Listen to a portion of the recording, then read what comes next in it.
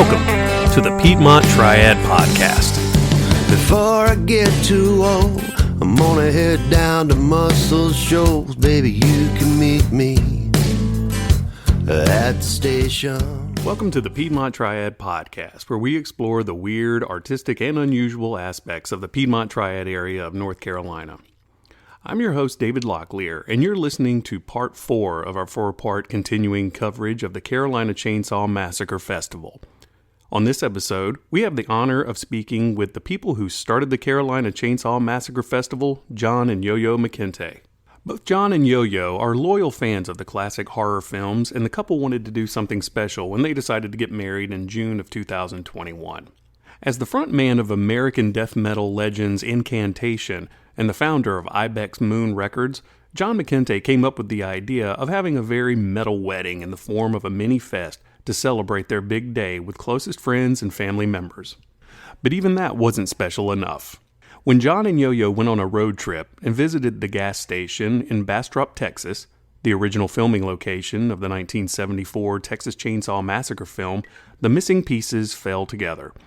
They realized that a Texas Chainsaw Massacre themed wedding was very much needed because nothing else could make more sense. And without much ado, the wedding took place on June 12, 2021 in Bastrop, Texas.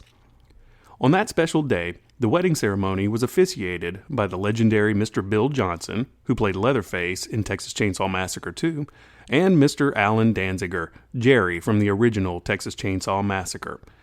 They honored the couple by attending the wedding as their special guest. Both of the horror icons did a meet and greet at the wedding, making it a forever unforgettable celebration for the newlyweds and their guests. The wedding ceremony was followed by a face-melting metal concert, and they wrapped up this brutally wonderful day with an outdoor Texas Chainsaw Massacre movie screening. John and Yoyo talked to us shortly after they were informed that Breaktime Billiards, the club in Winston-Salem where the first night of the festival was slated to take place, had backed out of hosting the event. This left them in a very tight spot, scrambling to secure a last-minute venue change less than 10 days before the festival was actually supposed to take place.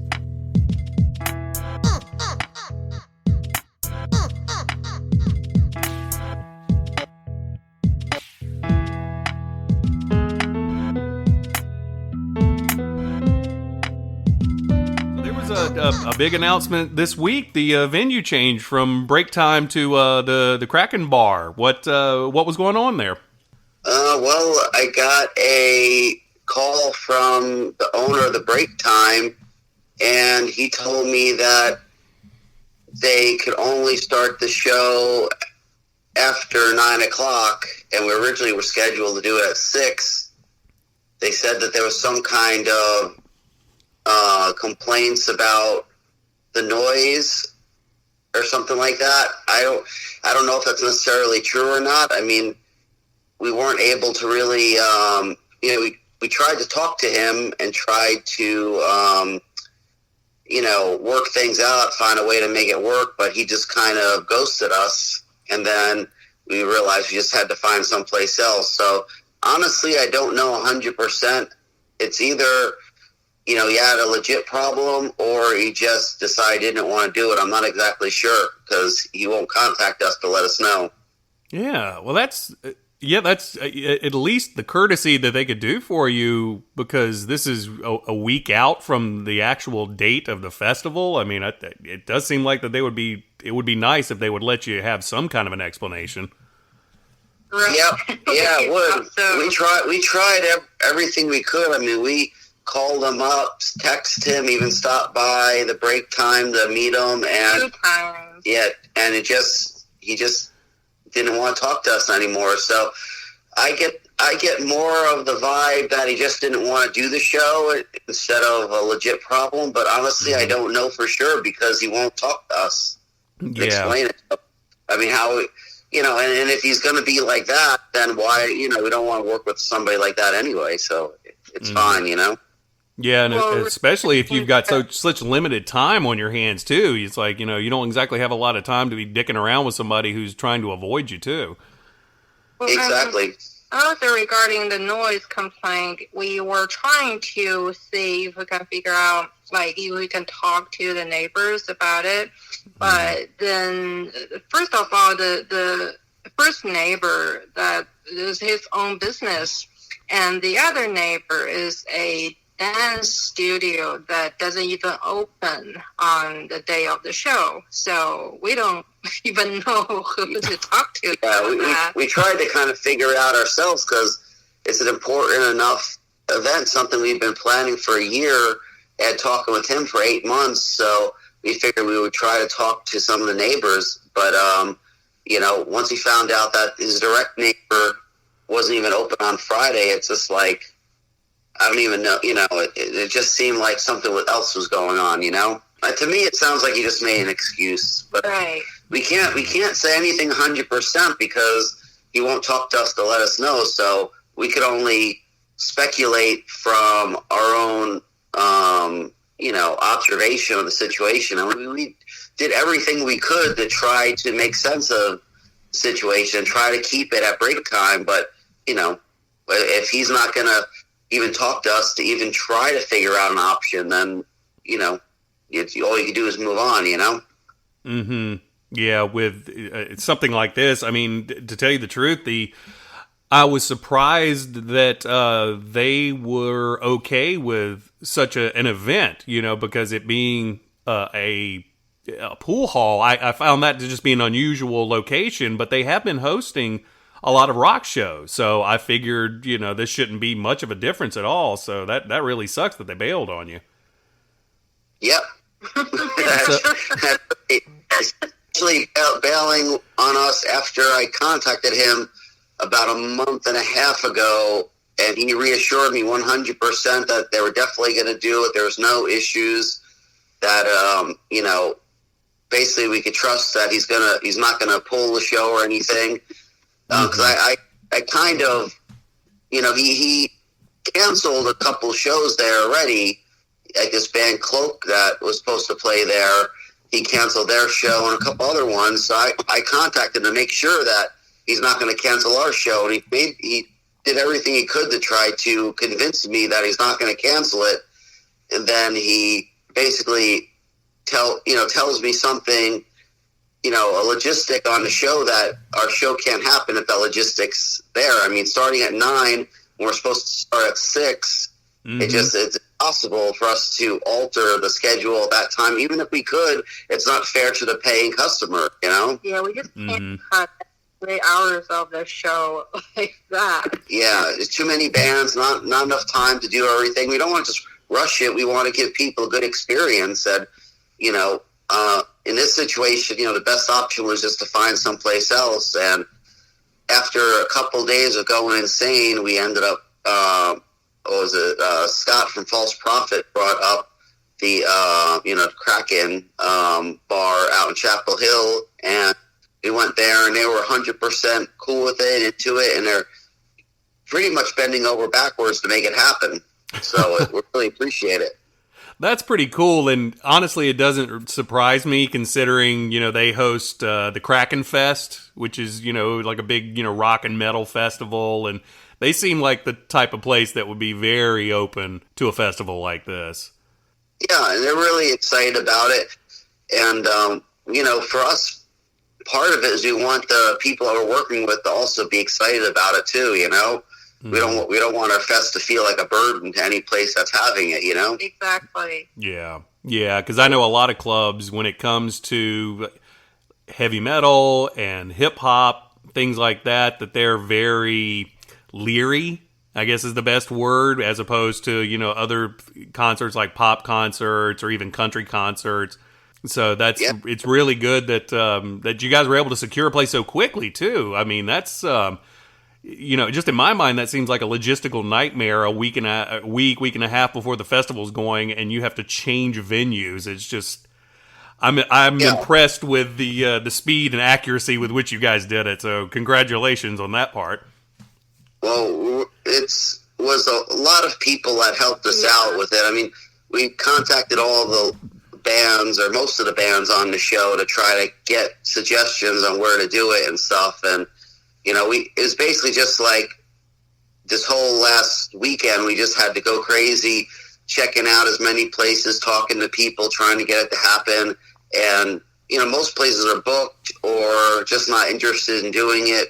So, like I said, we were very fortunate that this situation worked out. But, I mean, we were going to definitely do whatever we had to do to make it happen, because it's, we don't want to cancel the day of the fest, and, we put too much work into it to let, somebody screw it up like that, Yeah, when you get to this point, there's no going back or giving up, It's like you've really got to try and push your way all the way through. So it's nice to hear that you guys have the support of the people that you're working with and whatnot. And honestly, it seems like you guys are getting huge support from the community. Is that what were your expectations of the community's response, and how is that different from the actual response you guys have gotten to this festival? We kind of expected this to go well, but honestly, the response we've been getting, that's like overwhelming. Like all the positive response we got from local people and from the media, from pretty much everyone. That's I don't know what to say. That's very impressive, and we're just really, really fortunate. Yeah, I mean, I didn't really know. I mean, we're hoping that it would be okay, but we really didn't have any. We didn't know for sure. I mean, the thing is, we didn't really expect so many people to be excited about it like we were. I mean, it was just crazy, because once we really got the word out there about the fest, we were, planning it for a while before announcing it. And once we announced it, people started crawling out of the woodwork and just like showing lots of support for it. I mean, it's surprising that there's so many people into, either heavy metal or horror stuff that were just 100% on board with trying to help out or just be a part of it in some way. I mean, a big one for us was in Woods of Terror involved in it, but there was just a whole bunch of them. Almost everyone.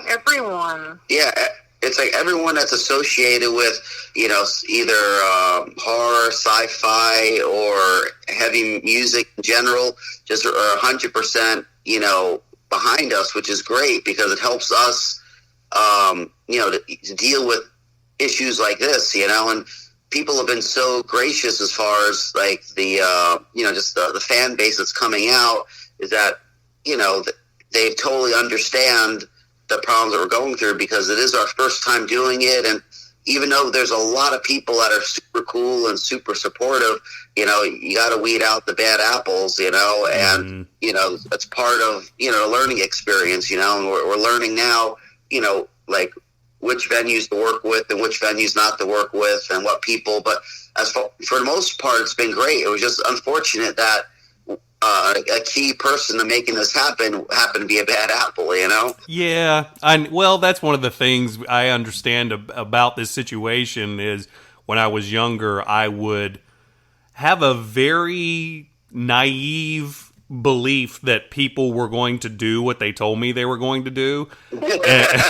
And now I'm at, closing in on 50 years old, and I'm trying very hard not to pass this cynical vibe onto my daughters, which is, I'm not going to believe shit until I see this physically happening in front of me and it's done. And then I'll go, oh, yeah, okay. It worked out. Up until that point, I'm like, I don't know. Shit might fall through, Yeah, and that's what, that's the way we're looking at it for the most part too.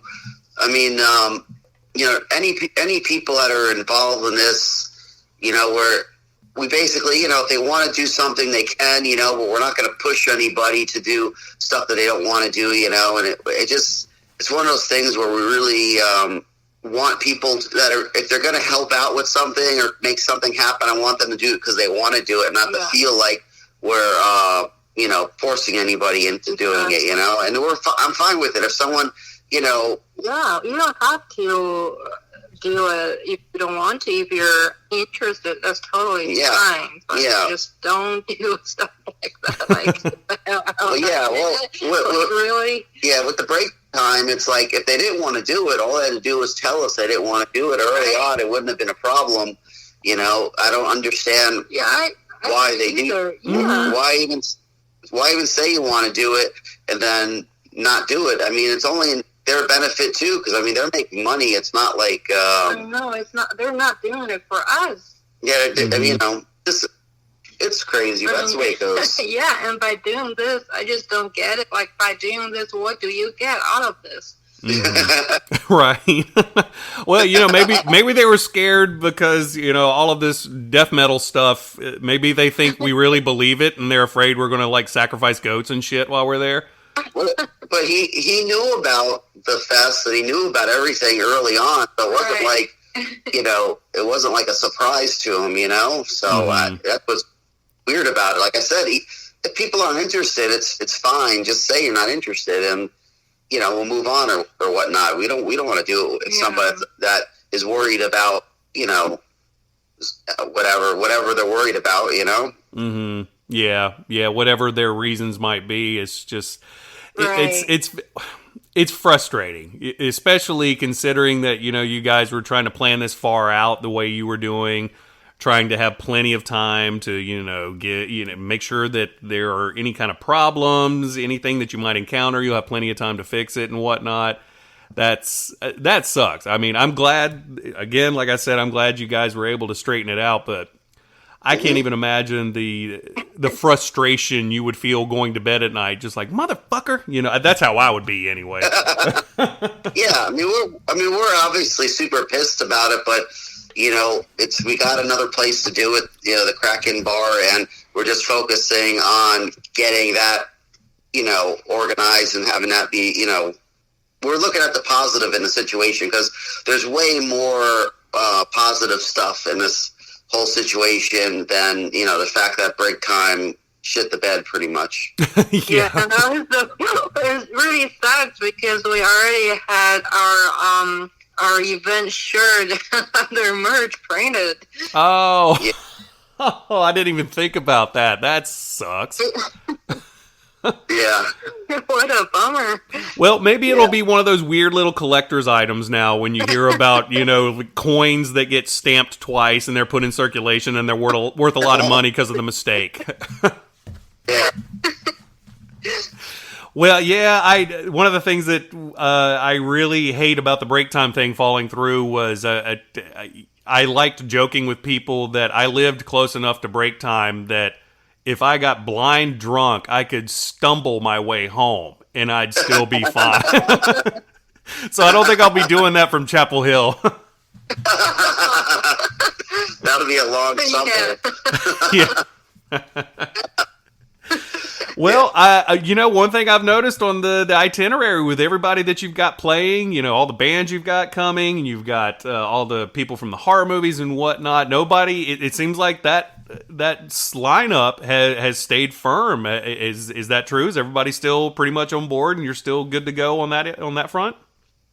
Yeah, everything's still a go. I mean, until people actually physically get off the plane, I guess, to here, I won't know 100%, but I mean, nobody, you know, at this point, it seems like everything's going good, so fingers crossed, you know? Right. It's like until Mark Price walks into that place, it's like, yeah, I hope he shows up. Yeah, I mean, but we, you know, we actually have been speaking with most of the guests in the last week, and they're all extremely excited to be here. So it seems pretty good.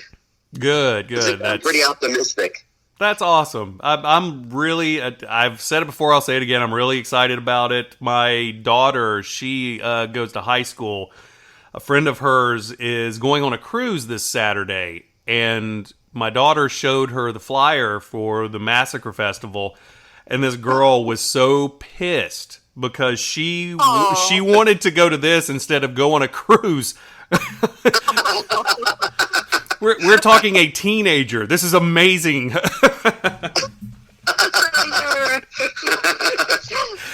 So I thought you guys might appreciate there are people out there who are not going to be able to make it, and they are frankly devastated. So you guys have done good here. Thank you. We so appreciate it.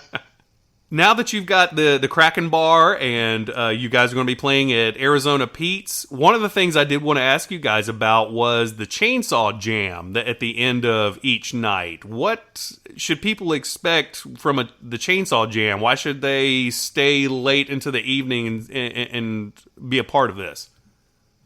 Well, I mean, it's basically just going to be, I mean, a bunch of people from the bands that are playing and some of the guests that are there. We just talked to them about trying to have some kind of, just fun jam at the end of the night, just something to make it a little, special. And if everybody, is hanging out, drinking still and stuff, it's something to, something to kind of end it on maybe a fun, possibly a special thing. The important part of the fest is that we want to make it, a party and like a fun event, not just a strict show. Yeah, not like just a concert. Yeah, we don't want to just be like just going to a concert. We want to make it a interesting and special event and stuff.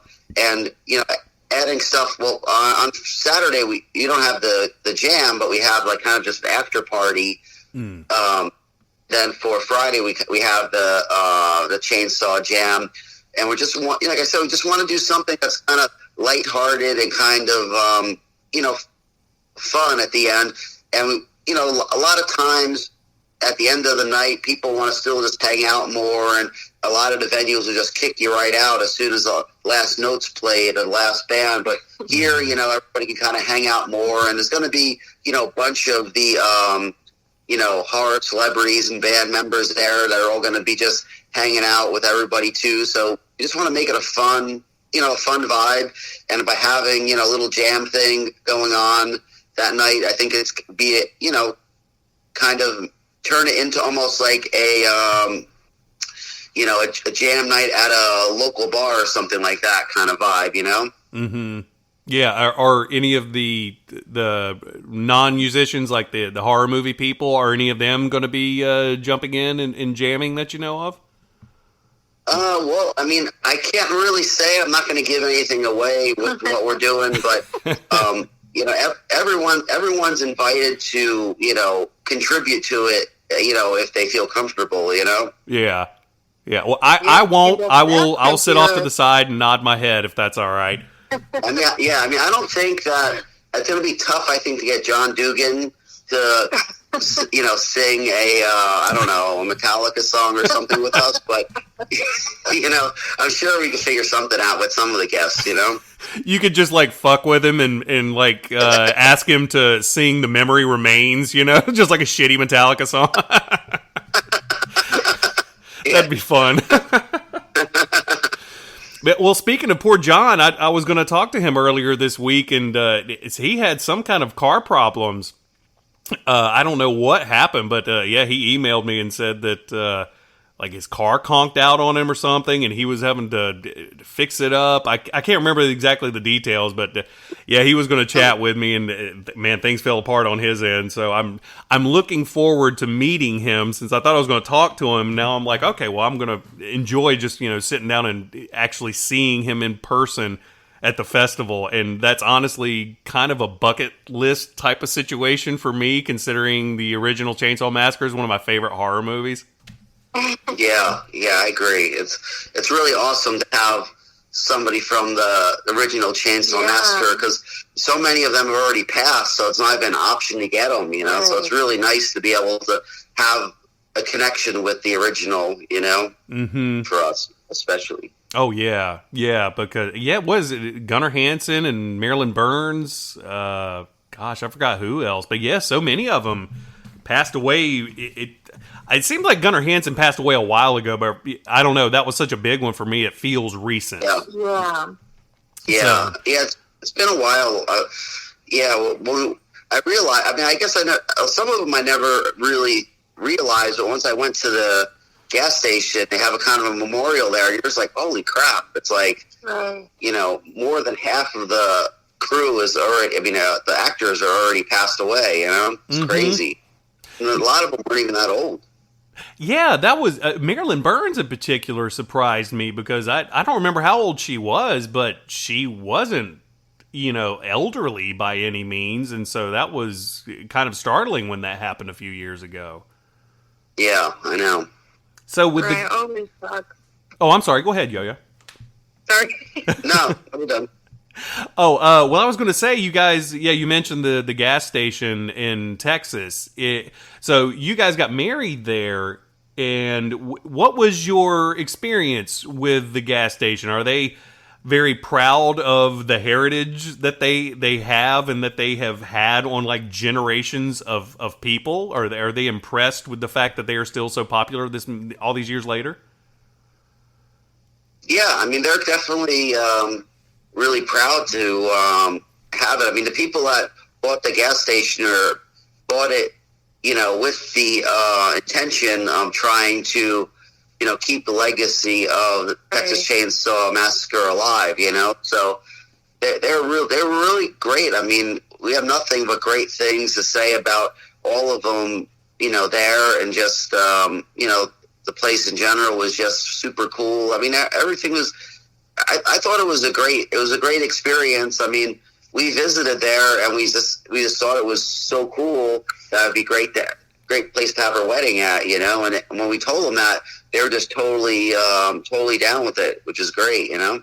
Oh yeah, I did not know that the people that owned it now were proud of that legacy. I'd heard stories that the gas station and I think the house in particular, the people that own the house, I think, still are not real wild about horror movie fans coming out to check out the house and things of that nature. So I'm very pleased to hear that the gas station is being treated as, you know, a memorial and a monument on some level. Well, there are different people. I think the house you're talking about is now a restaurant. So I don't know, but I think you're right. They're not super excited with all the horror but stuff. They do embrace it somewhat, but because they have to, I think. But the thing I don't understand about it, and which I guess I never looked into it, but they moved the location of the house. They took that house from the original Texas Chainsaw Massacre site and moved it to where the restaurant is now. Yeah, the current location. And I don't get it. Like, why would you make that kind of effort to just run a generic restaurant? Yeah.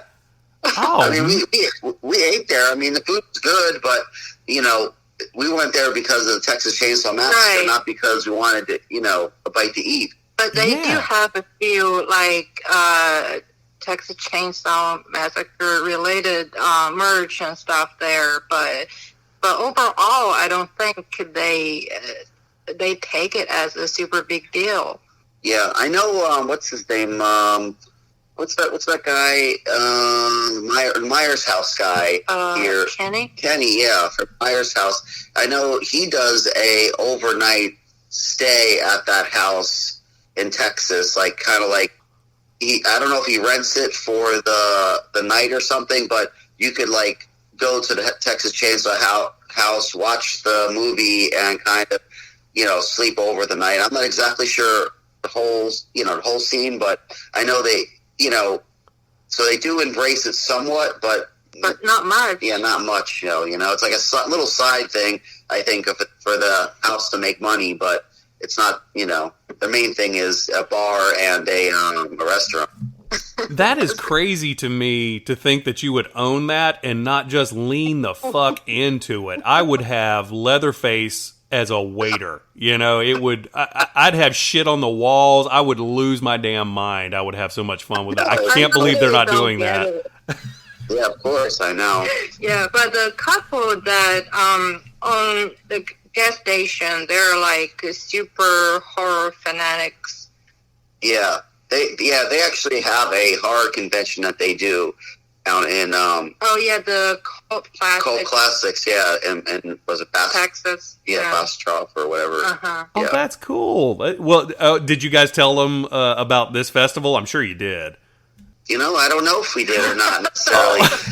we didn't really think about it after we kind of, after our wedding, and we haven't really spoke to them that much, not because we didn't want to, but it just... Everybody's so busy.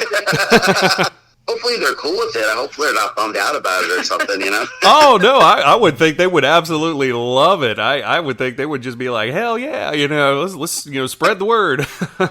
Yeah, for sure. Go ahead and reiterate to everybody where the festival is going to be and the times and what they can look forward to when you guys have the festival this weekend. On a Friday night, the official start time, open time is 6 p.m.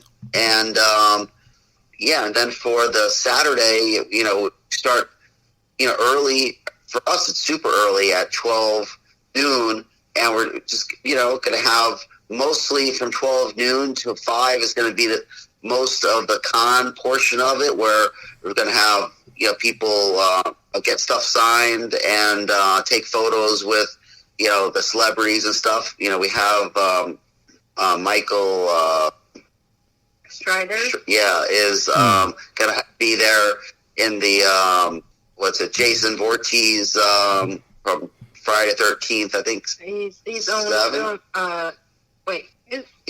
It's the outfit from the Friday 13th part 6 or 7. I think it's 7.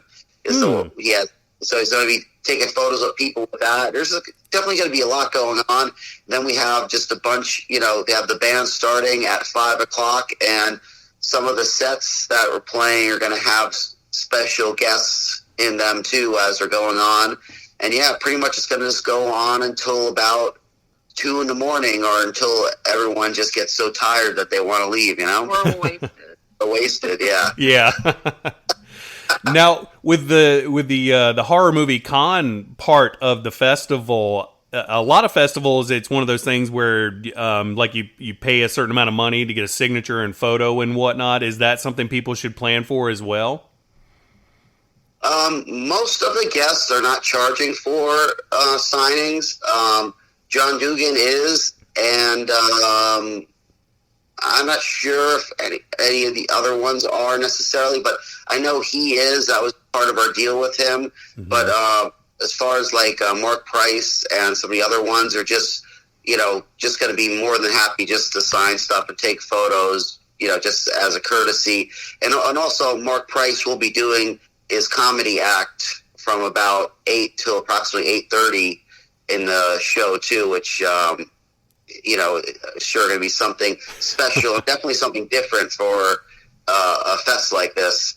Well, yeah, I was actually looking at that and thinking that that's a pretty brilliant palate cleanser to kind of get everybody refreshed for, the second half in a way. Yeah, exactly. And that's what we were thinking about. It's a perfect way to break up the time because, if I know from going to especially like metal festivals and stuff that, at a certain point your brain starts to turn into mush. Yeah. So it's good to have a little break and have something a little different halfway through, so you can enjoy it more. You're exactly right. Yeah.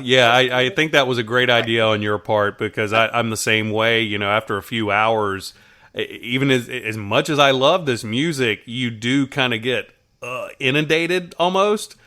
So having a guy who is somebody that many of us older folks grew up watching and seeing in movies and TV, and him coming out and cracking jokes, that's perfect because honestly, I think that fits the vibe just as well as any of the other stuff that's going to be here. Because I think what a lot of people don't appreciate is that metalheads are kind of notoriously goofballs, and this fits right in. Yeah, it's funny because a lot of people think that metalheads are these evil, mean people, and are actually like really humorous, just really funny and just, easygoing and stuff. It just, and so it fits perfectly in with the whole vibe of the event. I think it's great. Really happy to have Mark Price part of it. I mean, just that was a big deal for him, and the fact that he's so excited to kind of embrace his heavy metal past with Trick or Treat is really kind of fun.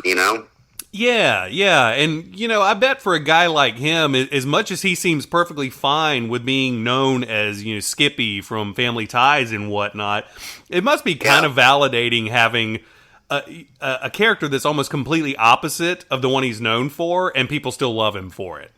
Yeah, exactly. Yeah, I know it's really cool because a lot of people know him as Skippy from Family Ties, but I mean it's there is actually a really big cult following for the Trick or Treat movie too. I mean, we've gotten a lot of people that were really excited that we're having him show up, especially because he doesn't do like the normal horror con circuit and whatnot. So it adds something special to the event, Yeah, that was something I did notice as well. Is his appearances are not he doesn't do very many, so it is pretty badass that he liked this enough and is excited to come and be a part of it. That's absolutely.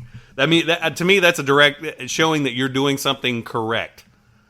Well, that's kind of the vibe we got from a lot of people. We just told them the idea that we had, and people, bands or the guests were just excited to be a part of it. I mean, it's really awesome to have, like I said, the support from all over the place. I mean, like I said, local support, but also just, the people getting involved. I mean, there's way more guests and bands and everybody that wants to be involved in this that we just couldn't take on because we just didn't want to go too big at first because, it's our first one and we got to kind of feel out everything and kind of learn how to do this properly. You can't do too big of an event, because, I mean, it would have been a disaster if that, break time thing would have happened and we would have had the event even at a bigger level. It would have been, would have been a disaster for us. So, which we want it to be big, but we also don't want it to be too big. You want it manageable. Learn. Yeah, yeah, because we need, you need to learn the people who to work with too, and you need to do it a few times to get used to it. You can't, I'm not going to just jump right in. We've dealt with being in a band. We've done festivals where people tried to just do too big of a festival their first time, and then they go crazy because all the problems that they have. And, we're doing a smaller size event like this, and still a lot to deal with, but I can't imagine somebody doing a bigger one for the first time, trying to deal with all the, fires that, happen or whatever, at a higher level. So we're extremely happy with, where we are at with everything and the support from everybody. It's super, super badass. It's something we definitely, maybe we're hoping for, but it didn't want to necessarily jinx ourselves and say, that it was going to be this good, but it's past our expectations by far as far as the reaction from it. And we're just excited and nervous to get this thing, going in a few days and just having it all kind of fall together.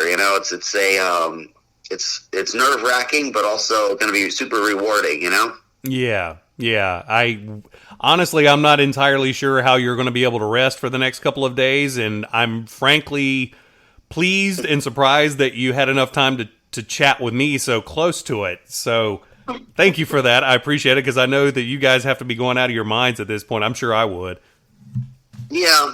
I mean, it's only normal to be out of your mind and stressed out and everything like that so close to it. Like I said, especially the first time around, because you just don't want to miss anything. I mean, I'm just very fortunate that I have a lot of experience playing festivals like this, and also, just knowing people in the industry that help me kind of prepare for things. But even with all that, it's still nerve wracking, as it's ridiculous, Yeah.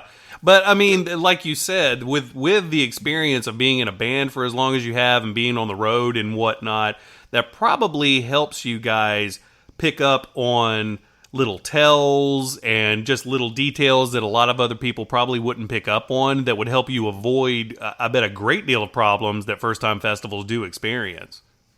Yeah, I know.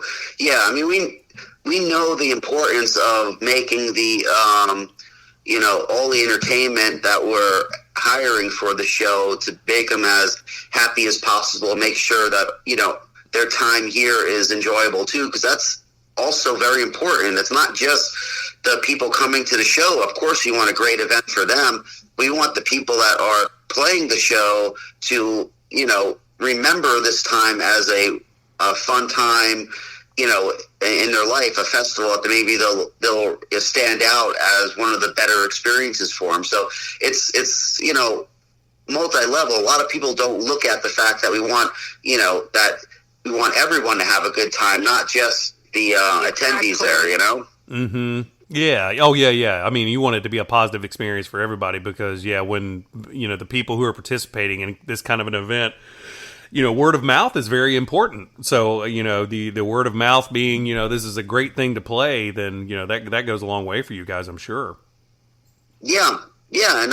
And really almost all the bands and even a lot of the guests are either longtime friends or new friends or just people that we've gotten along with really good.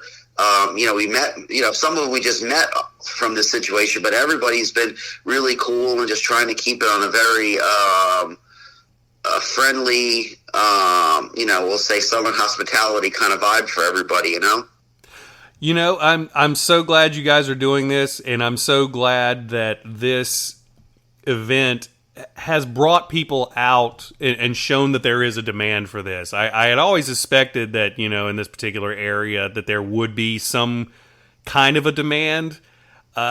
So to see this happen the way it is, I'm just fucking happy as I can be that this is happening around here, because I've looked for years longingly at Maryland Death Fest and, the Doom festivals and stuff like that. And I'm just like, oh, I'd love to go, but that's 900 million miles away and I don't have enough money and oh, well. And, so it's like having something that marries the two things that I love in this world. I'll quit kissing your ass after this. I promise. I just want to let you know I appreciate it. Oh, thank you so much. The thing is that, we're looking at it just like, say, you or someone else would look at this, doing an event like this. We want something that we would enjoy going to, or reflects what our taste is in say music and in entertainment and stuff like that. So yeah, it's a very natural. I don't know. It's almost a natural down to earth thing. It's not like we're trying. We don't want to do something where it comes across as, say, condescending, where we know what people are going to like. No, we're just doing the obvious almost, The obvious is to mix, heavy metal type music with horror. I mean, it's just a normal, to us, it's just a normal connection that especially, like I said, being a band for so long, everywhere I go, fans of us or other bands we play with are horror fans and musicians or whatever are fans or whatnot. So putting it together in one fest, it was just a really simple no-brainer. When we really thought about it, we're like, it's almost like, I don't know why more people didn't do this in the past, because it's almost obvious. Oh, yeah, amen. I completely agree, because considering that the relationship that horror, not even just movies, but the horror genre across all medium. Yeah, the whole culture. Yeah. Yeah. Yeah. I mean, it's totally connected, like I mentioned on our last interview, the horror scene, the metal scene, kind of like the punk rock scene, just all kinds of extreme music, is connected, I think, with, with horror in one way or another, or some kind of like just extreme extreme expression, we'll say, or something like that. It's they all connected. inspire each other and get inspiration. Yeah. Mm-hmm. Yeah, I mean, sounds like Cannibal Corpse or something, they're like one of the biggest death metal bands out there, and, they're all about horror. I mean, every song they ever had about a horror movie or something like that, It's like, it's obvious that it works. Yeah, absolutely. And talking about extreme expression, I think that's one of the reasons I've been drawn to both, heavy metal and horror, is because with other things, it's very difficult for other mediums to elicit a response from me. And with horror and metal, almost inevitably 90% of the time when I'm listening to it, I have a response. It doesn't matter what the response is, negative or positive, but it made me feel something. And I think that's why I've always been enamored by both. Yeah, and the thing that's great about horror movies and, say, metal music or whatnot is that it's, like we were saying before, it's also very humorous at the same time. It's like, it's extreme, but it's also a lot of times it's funny, or it's over the top ridiculous, but it's also, it makes for a great escape for people from, everyday, BS of life, because I mean, if you sit home and just watch news all the time and see about how much the world sucks, or how much people just want to be separate, people want to hate other people for whatever reasons, with stuff like horror movies and extreme music, it's a way just to tell the whole world to piss off and just have a good time and just, do something that, is a little over the top, but just it's a fun thing. And everyone knows that it's not, everyone should know that horror movies and extreme, music is not, a serious thing, as far as like, we want bad things to happen. You don't watch a horror movie because you like killing people. It's a great way to get away from the, normal everyday thing. A lot of times watching, regular drama movies and stuff like that, it just makes you more bummed out on life than easy horror movie, like Shark Exorcist or something. And, it's just ridiculous and it's kind of funny and just, it's a good getaway. Yeah, I completely agree. And, one of the things that I took away from metal music when I was younger and I was really, pissed off and angry about everything was a lot of the metal music I listened to, I would think, well, I'm not as messed up and pissed off as this guy, so that's cool, Yeah, it's good to know too that there's other people out there that feel the same way or have the same kind of issues and stuff. It connects.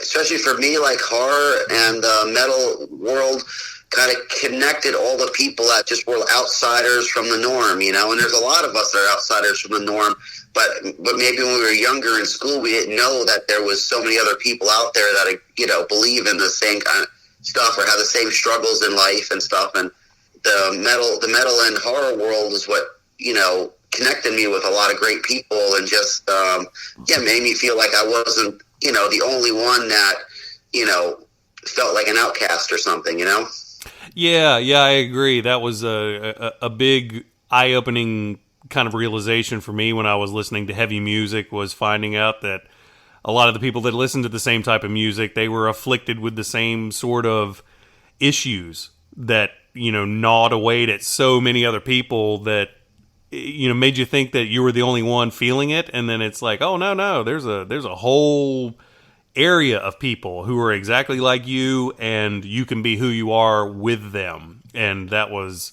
it is liberating. I think that's why I still hold true to metal music, is because it was liberating to find out a part of my identity that way. Yeah, well, yeah. I mean, to me, the stuff that we're doing is just true freedom. To just people just be themselves, let go, and have a good time. At least that's the way I look at it. Yeah. One of the things that I ran into problems with, say, like my mother and family and whatnot, was, a lot of the music that I listen to is very anti-religious. It's a criticism of a great deal of religion, but like televangelists and Christianity, that's sort of where it was spawned from. And I'm a Christian. I've grew up Christian, so obviously listening to stuff that is openly angry at my belief system made a lot of my family members nervous. And I kind of had to explain to them. I was like, no, they're not mad at me. They're mad at something that happened to them that was related to this. And they're cool with me believing just as well as I'm cool with them being mad at it, and everybody wins. We all feel good at the end of the day, Yeah. So, I'm very glad to know that there is going to always be this sort of connective tissue between metalheads and, now with, horror movies and whatnot. And we've got festivals that we can celebrate this and not have to feel like we're the outcasts in the corner. We're like, no, we got a festival now, man, and it's local. Yeah, we're really excited about it.